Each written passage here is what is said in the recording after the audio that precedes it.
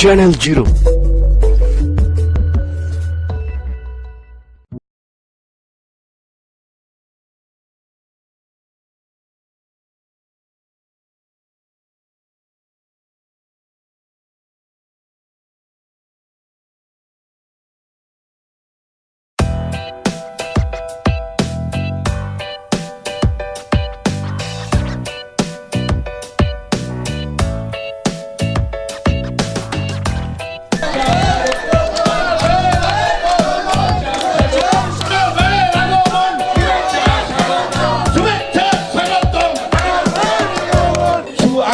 সবাই আজকে আমরা এই দীপাবলি মায়ের পূজা করতে যাচ্ছি।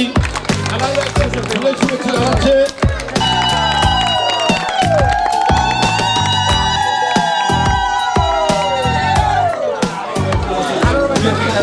এখন বক্তব্য পালা। আমি এই মুহূর্তে আনোয়ার ভাইকে তার মূল্যবান বক্তব্য রাখার জন্য অনুরোধ জানাচ্ছি। সাবেক সাধারণ সম্পাদক আমিরুল ইসলাম সহ আমার শুভাকাঙ্ক্ষী বৃন্দ, প্রিয় হিন্দু ধর্মাবলম্বী ভাই বোনেরা, সবাইকে আমার পক্ষ থেকে এই দীপাবলি অনুষ্ঠানের শুভেচ্ছা জানাচ্ছি। আসলে এই ধর্ম যার যার উৎসব সভা, এই স্লোগানকে সামনে নিয়ে বাঙালি জাতি আজকে হিন্দু ধর্মাবলম্বী বিভিন্ন অনুষ্ঠান আচরণ আমরা অংশগ্রহণ করে থাকি।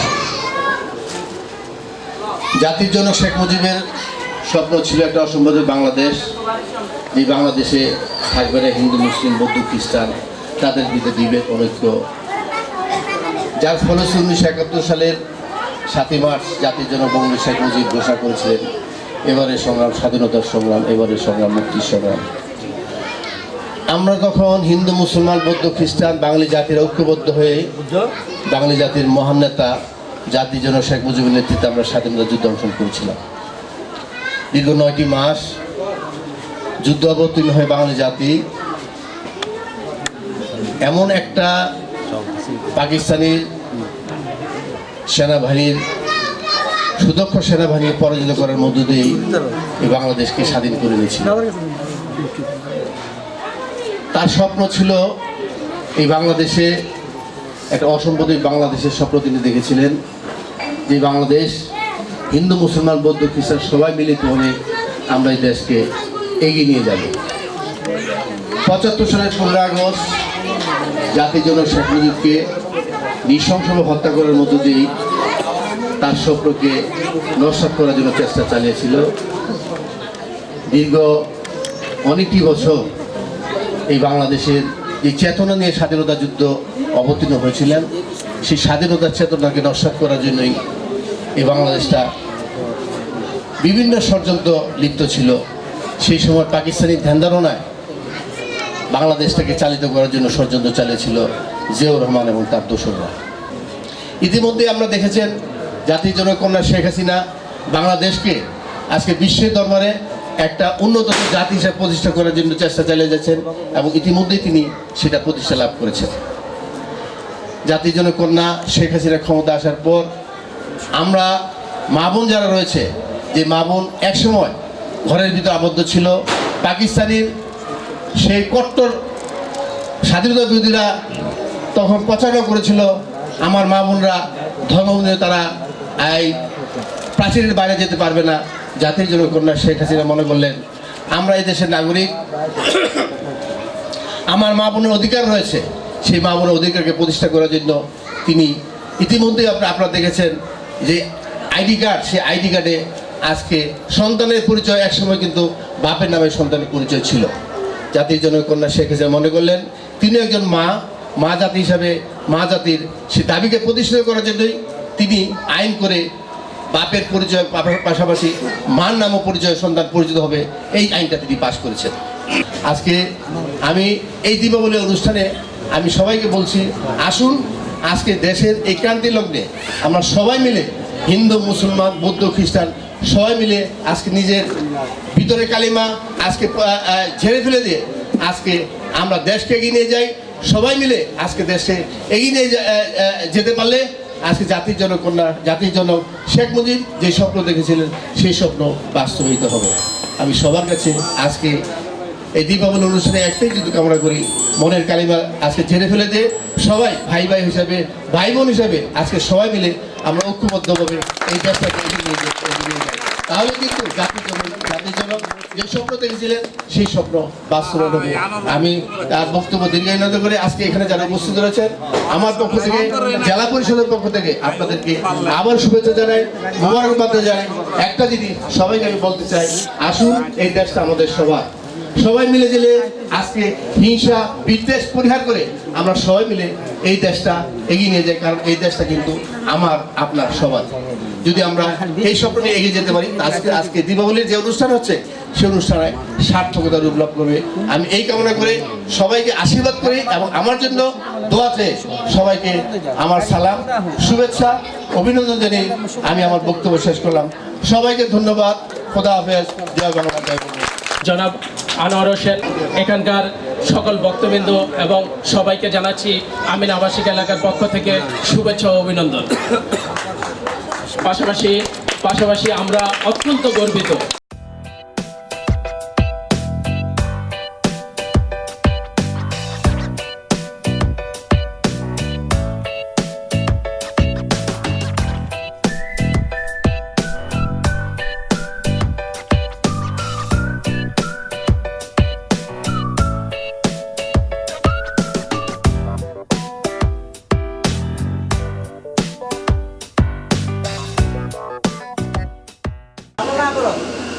আজকে হিন্দু ধর্মাবলম্বীর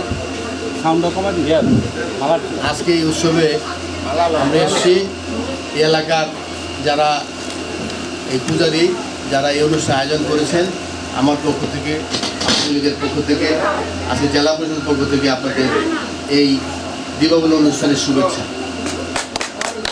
ধর্মযাত্রার উৎসব তারা সবার এই স্লোগানকে সামনে জনদের শেখ হাসিনা আমাদেরকে এই ধর্ম অনুষ্ঠান অংশগ্রহণ করার জন্য নির্দেশ দিয়েছেন। আমরা সেই নির্দেশের নিয়ে আমরা এই হিন্দু ধর্মাবলী এই দীপাবলি অনুষ্ঠানে আমরা এখানে উপস্থিত হয়েছি। জনদের শেখ হাসিনার পক্ষ থেকে আমরা আপনাদেরকে সবাইকে শুভেচ্ছা জানাচ্ছি। সবাইকে ধন্যবাদ। জয় বাংলা, জয় বাংলা। সম্পাদক শ্যামল, আজকের প্রধান অতিথি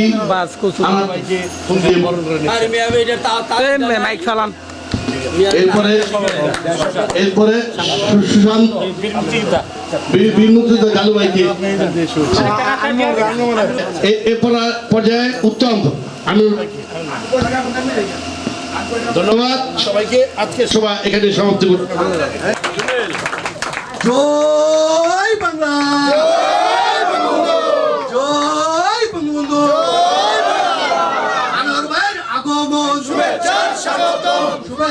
আজকে এগুলো আসলে দলীয় নেতা কর্মীদের চাপ, তাদের প্রেস্টিজ, তাদের আবেগ, এই কারণে আবেগ এবং প্রেস্টিজকে ধরে রাখার জন্যই শত ব্যবসার মধ্যে আজকে এই জায়গায় আমার আসতে হয়েছে। আসলেই আমরা যারা দল করি, রাজনীতি করি,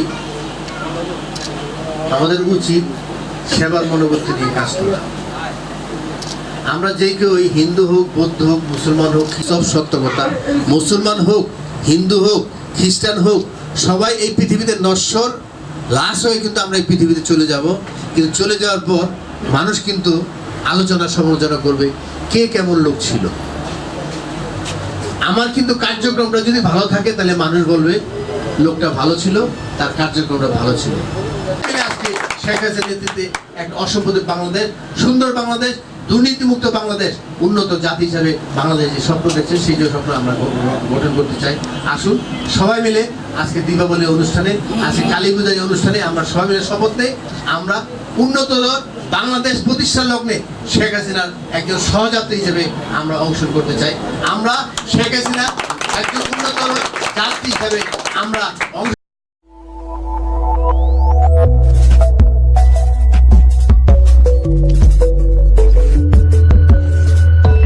Channel 0